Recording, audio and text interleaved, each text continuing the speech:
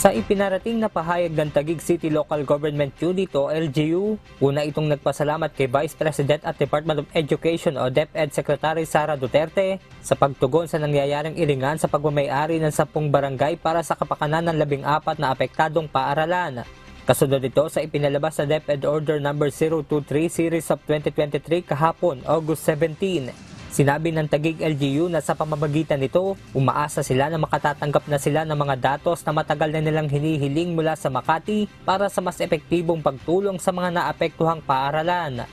Kasunod ang pangako na itaguyod ang maginhawa, maayos at mapayapang paglilipat, hindi lamang sa aspeto ng pamamahala ng mga paaralan, kundi sa lahat ng aspeto ng buhay sa komunidad na naapektuhan ng desisyon ng Korte Suprema.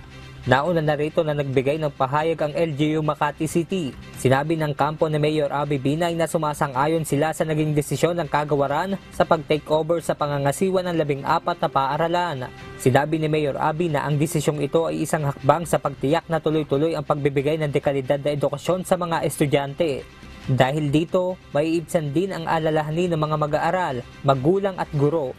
Batay sa Department Order, lahat ng mga aktibidad na isasagawa sa loob ng mga gusali o may kaugnayan sa mga apektadong pampublikong paaralan, kabilang na mula sa mga local government unit ng Makati at Taguig, ay mangangailangan ng pahintulot mula sa Office of the Secretary ng DepEd. Bukod pa rito, ang mga guro na namumuno sa mga paaralang ito ay mismo magre-report at magtatanong sa tanggapan ng kalihim hinggil sa mga bagay na nauugnay sa pang-araw-araw na operasyon ng mga paaralan.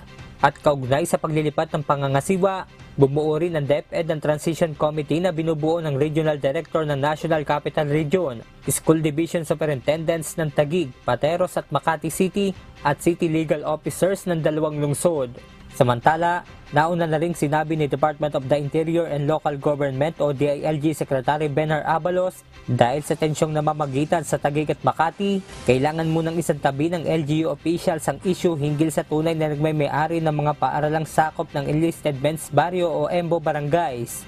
Lalo't posible itong makaapekto sa mga mag-aaral ngayong darating na pasukan.